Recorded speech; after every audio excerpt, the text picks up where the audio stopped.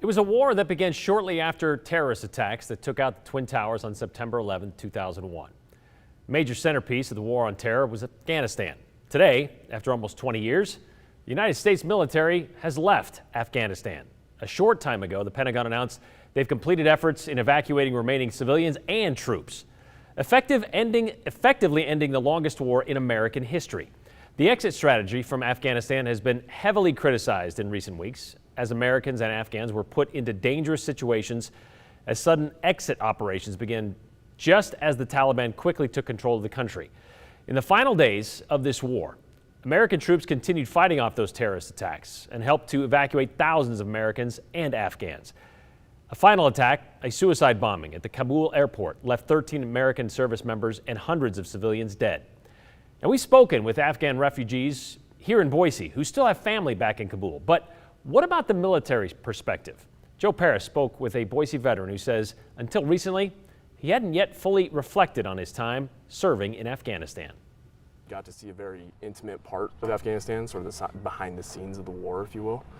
And it was eye-opening. It's a war, it's complex. Greg Williams is a United States Army veteran who spent time serving in Afghanistan from June 2014 to March 2015.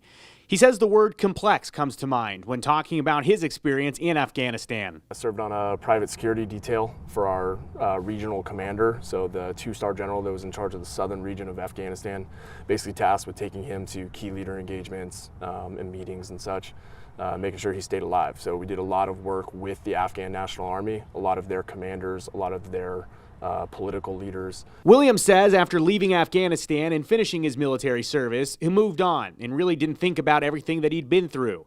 That all changed in recent weeks as veterans like Williams watched the situation in Afghanistan quickly escalate. Evacuation operations became chaotic as the Taliban took control of Kabul. It's been a roller coaster of emotions, honestly. It's mostly anger and sadness, to be honest. Obviously for the lives that were lost, that was obviously where my head went first is, the Marines and the soldiers that we lost were absolutely unnecessary. I think that every American service member knows when they enlist that they may be asked to give their life if needed. The unfortunate thing was in this case, I just don't think that it was needed. I think that it was poor execution and planning, that has not had accountability taken for it yet.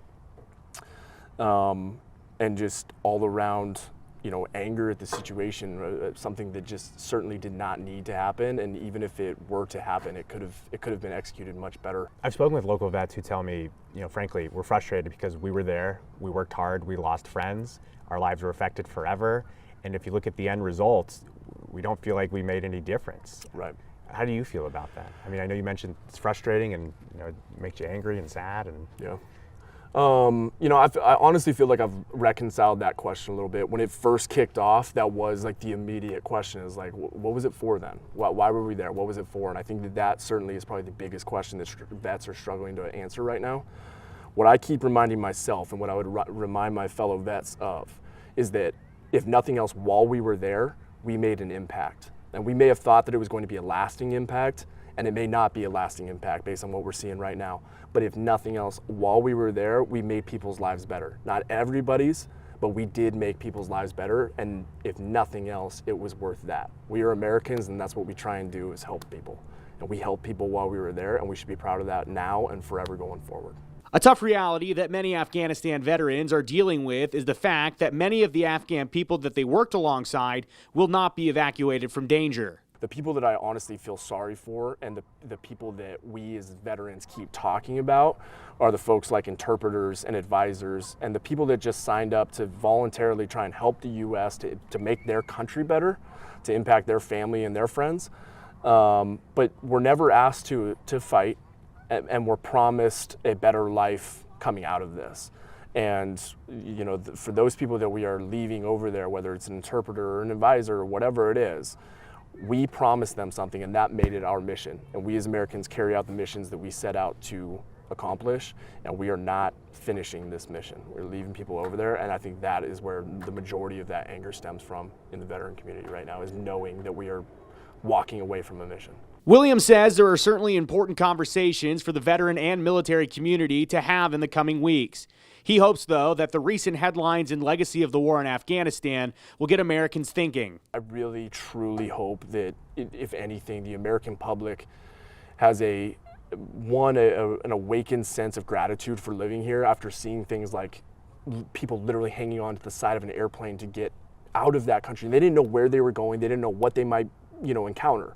But they knew that anywhere other than that was better than where they were. People handing their babies over a wall, they don't keep great documentation over there. There's a good chance they'll never see that child again.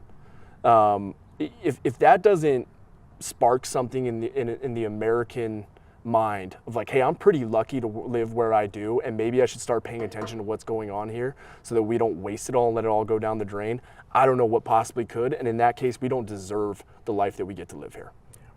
That's a good point that he made right there, Joe. But one thing that you also pointed out earlier when we were talking about this, he hasn't really thought about Afghanistan since he left. And it kind of tells me how long this war has been going on. And even after he left, it was still going on.